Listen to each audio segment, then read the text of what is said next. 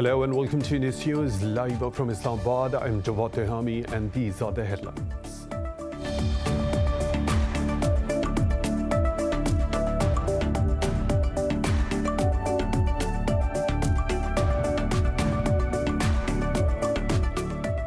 In Pakistan, diplomatic sources say Sunday's attack on an air base in occupied Jammu was another Indian attempt to defame Pakistan. Terming the incident as a false flag operation, they said India tried to create media hype to deflect its failure in an all-party conference on Kashmir. They added that the incident raises serious questions on the professionalism of the Indian armed forces.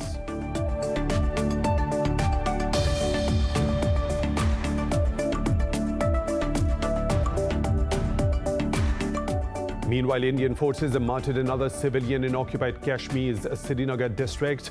The youth was targeted during a so-called cordon and search operation in Perimpura area of the city. The occupying troops have martyred over 370 Kashmiris since the revocation of the valley's special status in 2019.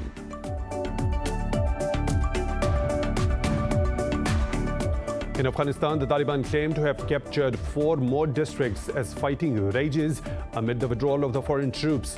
A Taliban spokesperson said the districts were seized in Ghazni and Paktika provinces. According to a government official, the group has taken control of 12 out of 19 districts in Ghazni alone.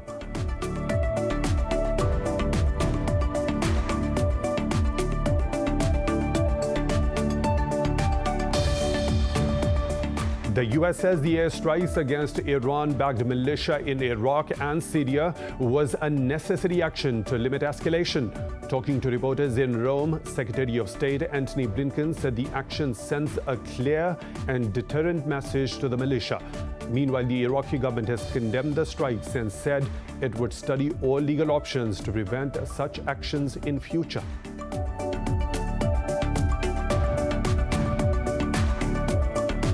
Brazil has reported more than 700 daily deaths from COVID-19 and over 33,000 infections.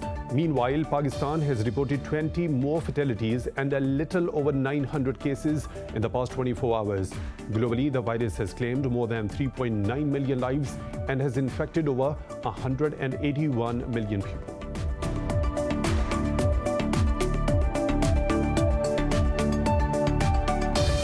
The Indian Cricket Board says this year's T20 World Cup will be moved to the UAE due to the COVID-19 situation in India.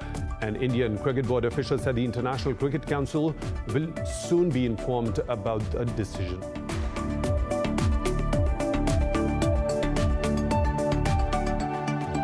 Those were the headlines and detailed stories right after a short break. Stay tuned.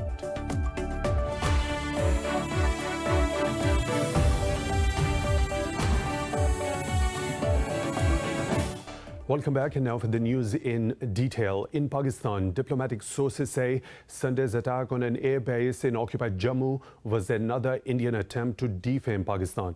Terming the incident as a false flag operation, they said the attack caused no damage to military assets.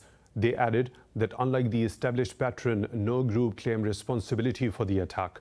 The sources added that the incident also raised serious questions on the professionalism of the Indian armed forces. They went on to say that India tried to create media hype to deflect its failure in an all-party conference on Kashmir. They also questioned the credibility of the Indian media, which is involved in spreading fake news. Indian forces have martyred another civilian in occupied Kashmir's Srinagar district. The youth was targeted during a so-called cordon and search operation in Perimpura area of the city. Last week, Indian troops martyred 4 Kashmiris during a military raid in Shopian and Baramulla districts. Fake encounters and extrajudicial killings of Kashmiris have become a new norm in the region after India revoked its autonomy in August 2019. The occupying troops have martyred over 370 Kashmiris in 2 years. In Afghanistan, the Taliban claim to have captured 4 more districts as fighting rages amid the withdrawal of foreign troops. A Taliban spokesperson said the districts were seized in Ghazni and Paktika provinces. According to a government official, the group has taken control of 12 out of 19 districts in Ghazni alone. The group said the fighters killed many government troops during clashes in Khoshamand district of Paktika, whereas Kabul says it has killed over 100 fighters during operations in 8 provinces in the past 24 hours. Meanwhile, a civilian has been killed and 4 others injured after a blast targeted a vehicle in Nangarhar province. U.S. Secretary of State Antony Blinken says the airstrikes against Iran-backed militia in Iraq and Syria was a necessary action to limit escalation. Talking to reporters in Rome, he said the action sends a clear and deterrent message to the militia. The Pentagon said it targeted operational and weapons storage facilities in Syria and Iraq in response to drone attacks against its personnel. This is the second time that President Joe Biden has ordered retaliatory strikes against Iran-backed militia since taking office. The Iraqi government has condemned the strikes and said it would study all legal options to prevent such actions in future, while Iran called on the United States to avoid creating crisis in the region.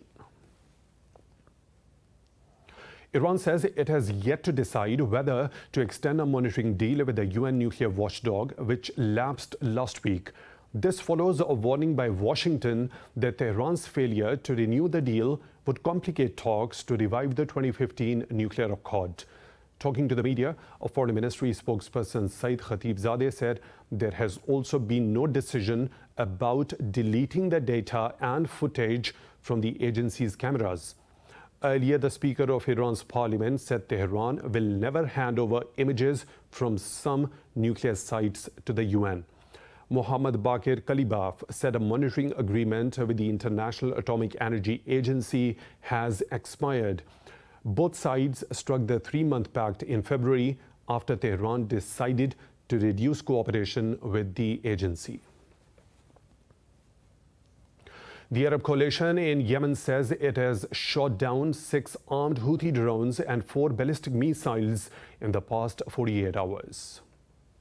Saudi state media quoted the coalition as saying it shot down the projectiles on Khamis Murshad city. However, Houthi spokesperson Yahya Sari claims the group targeted sensitive military sites in Najran, Abha and Khamis Murshad. Meanwhile, fighting between Yemen's warring parties in the gas-rich Marib region has intensified in recent days. Saudi media quoted Yemeni army officials as saying that dozens of Houthi fighters have been killed overnight in air raids. They also claim to capture several areas west of Al-Khanjar military base. This comes as Yemen's president Abd Rabbu Mansour Hadi traveled to the US shortly after a meeting with senior government officials in Riyadh.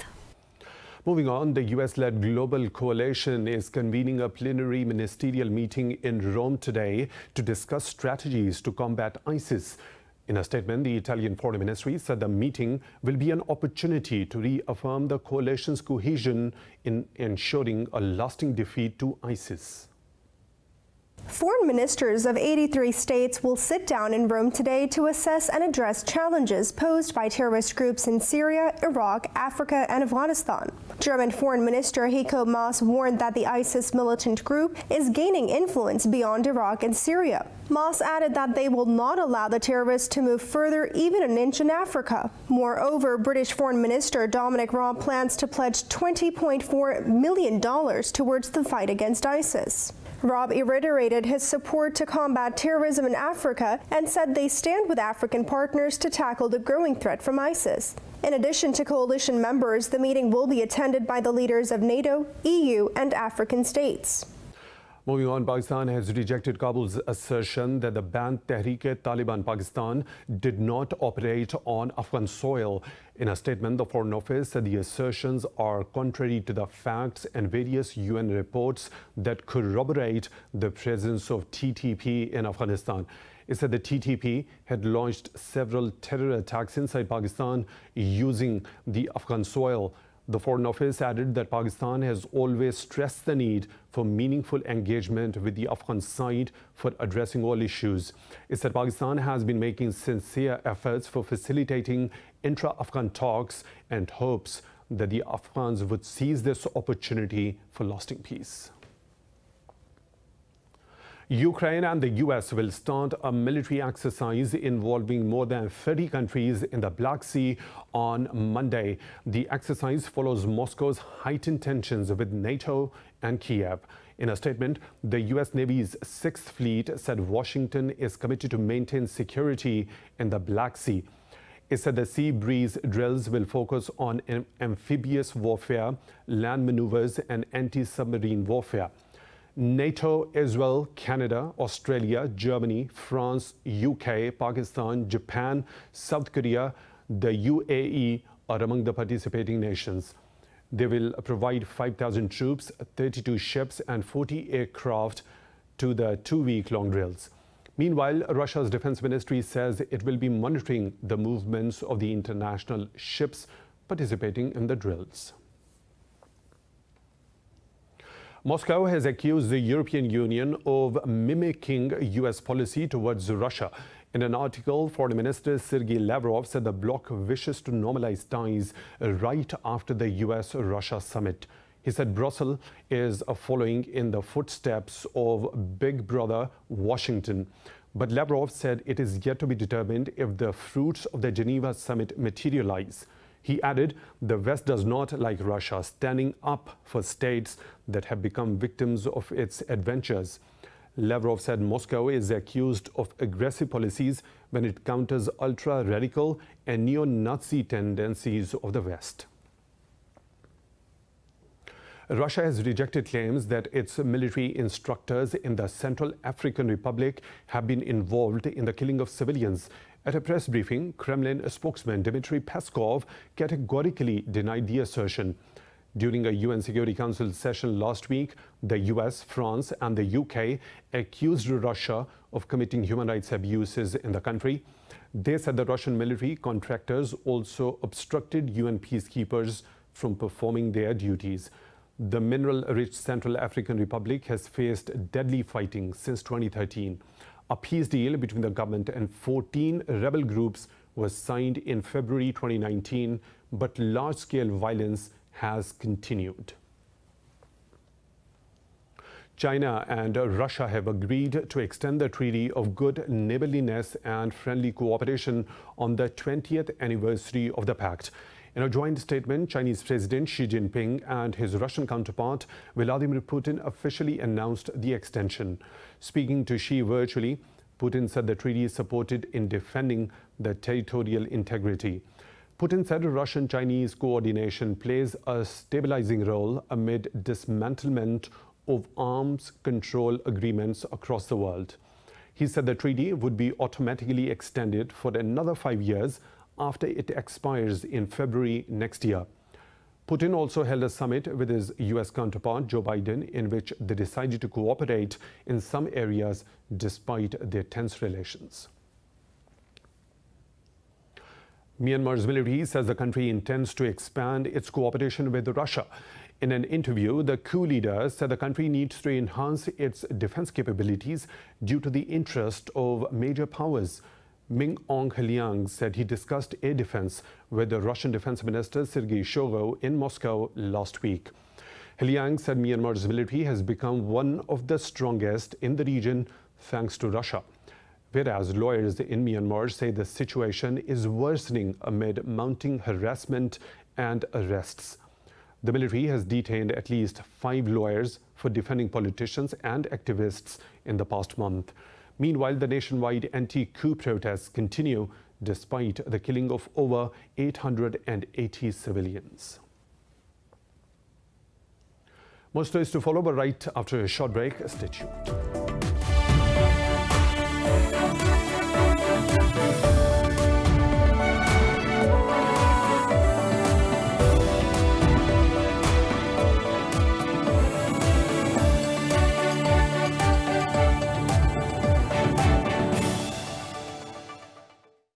Welcome back. Brazil has reported more than 700 daily deaths from COVID-19 and over 33,000 infections.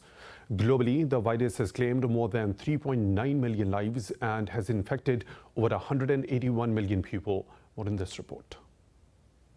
Despite vaccination campaigns, the COVID-19 pandemic is raging in countries that have detected the highly infectious Delta variant. India has recorded more than 396,000 deaths, but health experts and statisticians say this vastly undercounts the actual toll.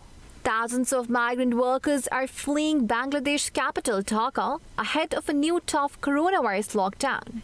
In Oceania, the Delta outbreak is proving to be the Achilles heels for New Zealand and Australia. Wellington is expected to exclude Australia's New South Wales from its quarantine-free travel bubble as cases mount. Outbreaks are emerging across Australia in a new phase of the pandemic due to the Indian strain. Now, whilst the numbers today are less than the numbers yesterday, we have to be prepared for the numbers to bounce around, and we also have to be prepared for the numbers to go up considerably, because as experience shows with this strain, we are seeing almost 100% of transmission within households, and we're seeing a very high rate of transmissibility. In Europe, Germany is likely to ban British travellers from the European Union regardless of their vaccination status. Meanwhile, Luxembourg Prime Minister Xavier Bettel has tested positive for coronavirus and will spend 10 days in isolation. Over in South Africa, the government has reimposed restrictions for 2 weeks to combat a surge in the Delta variant. As I address you this evening, the situation has gotten worse. Along with many other countries on our continent, Africa, South Africa is seeing a massive resurgence of infections. Meanwhile, Saudi Arabia has authorized the Pfizer vaccine for children aged 12 to 18. Pakistan has reported another 20 deaths due to COVID-19, the lowest tally in a single day since the third wave began. The health ministry says the virus infected 914 people in the past 24 hours. Officials say the tally of fatalities has surged to 22,231. There are over 32,000 active cases in Pakistan and nearly 2,000 are critical. The virus has infected over 955,000 people since the pandemic began. More than 901,000 have recovered. Swedish Prime Minister Stefan Löfven has resigned, giving the Parliament Speaker the job of finding a new premier. Löfven was given the option of a snap election or stepping down. The Prime Minister said a snap election was not the best way forward for the politics of Sweden. The Social Democrat leader lost a vote of confidence last week.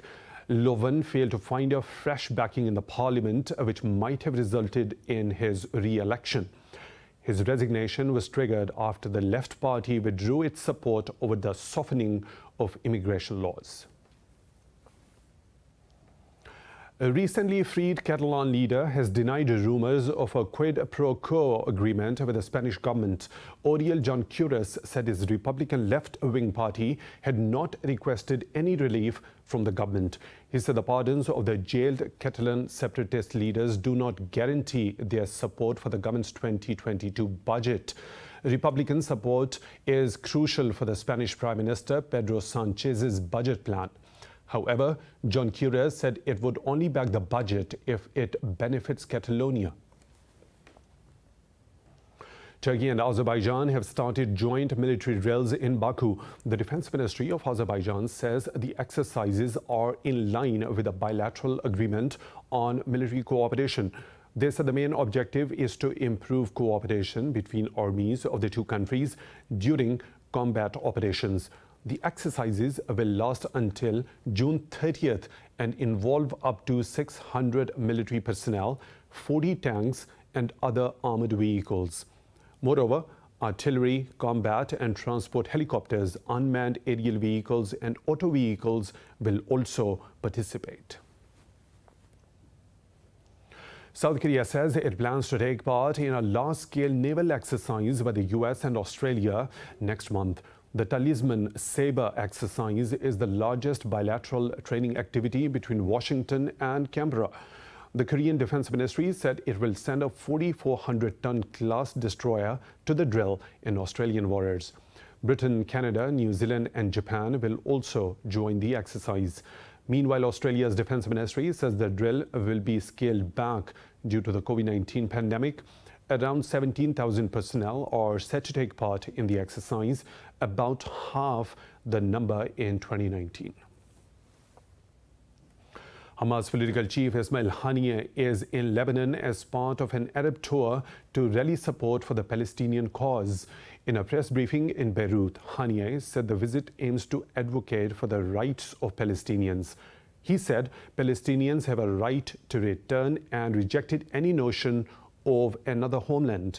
The Hamas leader said his meetings will focus on political developments after the Gaza ceasefire last month.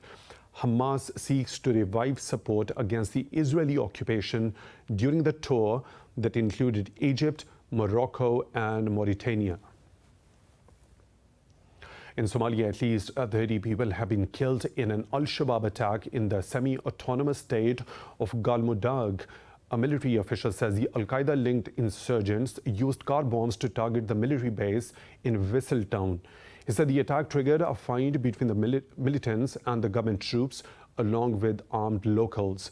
He said 17 soldiers and 13 civilians died in the ensuing fighting. Meanwhile, witnesses say as many people have also been injured in the attack. This comes just a day after Somali authorities executed 21 Al-Shabaab fighters in the Puntland state. A group of fighters from Nigeria's Boko Haram has promised allegiance to ISIS in western part of the country. This fuels fears that ISWAP is making gains in the region after the death of Boko Haram leader Abu Bakr Shekau. A video released by the ISIS media wing showed several hundred armed men gathering in the bush. A Boko Haram fighter in Hausa said the groups will unite to fight. The groups have engaged in a violent rivalry for years. If ISWAP absorbs Boko Haram fighters, it could focus attention on attacking the Nigerian military. The Democratic Republic of Congo has put the city of Beni under curfew after 3 bombs rocked the east of the country. Authorities have warned that there are reports of more attacks being planned in the city. This comes after a makeshift bomb went off in a church, injuring 2 women, followed by a suicide bombing outside a bar. A day earlier, a bomb exploded near a petrol station on the outskirts of Beni, but didn't cause any damage. Beni is one of the 2 regions placed under a state of siege since May 6 to clamp down on rebel violence. The UN Human Rights Chief has called on all states to put an end to racism and prosecute law enforcement officials for unlawful killings. In a report, High Commissioner for Human Rights Michelle Bachelet said systemic racism still prevails in many parts of the world. She said police use of racial profiling and excessive force is deep-rooted in much of Americas and Europe. Bachelet reiterated the need for states to stop denying and start dismantling racism in order to end impunity and rebuild trust. She added that systemic racism needs a similar response. The UN report was prompted by the murder of George Floyd by a police officer in the US last year. The report cites 190 deaths of people of African descent worldwide at the hands of police in the past decade, most of them in the US. In the US state of Florida, hope is fading for the 152 still missing in the building collapse that has so far claimed 9 lives. No one has been pulled alive from the debris since Thursday. Miami-Dade County Mayor Daniela Levine Cava said 1 person died in the hospital while 8 bodies were recovered from the rubble. At a press conference, Levine Cava said 6 to 8 squads of rescuers backed by 2 huge cranes are continuing the search tirelessly. Officials say 130 people have been accounted for so far. Meanwhile, Florida Governor Ron DeSantis says debris with forensic value will be inspected to help determine the cause of the collapse. A hotel for pets, the first of its kind, has opened in the West Bank. Located in the town of Bir Zayed, the Pet Palace offers accommodation, grooming and pet supplies. More in this report. George Gaddis has fulfilled his dream by opening a hotel for pets in the West Bank. He says there is a need for such a service as it offers pet owners a solution when they travel. I've raised dogs and pets throughout all of my life. I've had most types of pets and I always had trouble finding a place to keep my dogs when I travel, or if I want to bathe them, take them to play, groom them, or take them anywhere. There is no place in this country that provides these services. I've traveled a lot and saw many similar places abroad, and that is how I got the idea. Although the project was seen as silly by Gaddis' family and friends, but he was not dissuaded and was convinced that the hotel will fill in a much-needed service gap. It is a great adventure. When I first informed my family and friends that I intend to open a hotel for dogs, they made fun of me and would tell me that this is silly. But honestly, I was surprised. Well, not very surprised, since I expected it. But those around me were surprised by the excellent turnout to the hotel since it was established. The Pet Palace only serves a limited portion of the Palestinian pet owners, as its services are seen as instrumental. This is a very important, convenient and nice project that provides a safe place for pets, especially that a lot of people have to run errands and need a place to put the dog or want to travel. Gaddis says he is satisfied with the turnout of the hotel and aspires to extend the project to care for stray dogs. The European Union has approved a landmark climate change law to legally bind the bloc's greenhouse gas emissions target. The Parliament formally approved the law with 442 votes in favour, 203 against and 51 abstentions. The bill aims to reduce net EU emissions by 55% by 2030 and eliminate net emissions by 2050. The new targets are designed to put the EU on a pathway that will limit global temperature to 1.5 degrees Celsius. The law also requires Brussels to launch an independent expert body to advise on climate policies and calculate the total emissions from 2030 to 2050. Earlier in April, negotiators from the Parliament and the EU states reached a deal on the climate law enforcing tougher carbon emission targets. Torrential rains have prompted Hong Kong authorities to issue a black rainstorm warning. Officials had to temporarily suspend the stock trading session as floodwaters gushed over roads in Lantau. The Hong Kong Observatory recorded more than 70 millimeters of rainfall in several districts. While in Hong Kong Island West, Lantau and Lama, rainfall exceeded 150 millimeters. Water triggered by the storm gushed over railings, flooding an office building at Upper Sheung Sha Beach. The storm also prompted authorities to close schools, suspend coronavirus vaccinations and postpone court meetings. A historic heat wave has blistered the northwest, US and Canada with record temperatures. Temperatures soared to an all-time high of nearly 44.5 degrees Celsius in Oregon's largest city, Portland. The National Weather Service says the heat wave is likely to be one of the most extreme and prolonged in the region's history.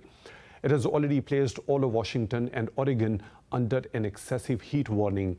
Meanwhile, in Western Canada, temperatures soaring to new highs have triggered heat warnings in Arctic territories. Environment Canada has issued alerts for British Columbia, Alberta, Yukon and the Northwest Territories. So time for a short break. We'll be back with more stories. Stay tuned.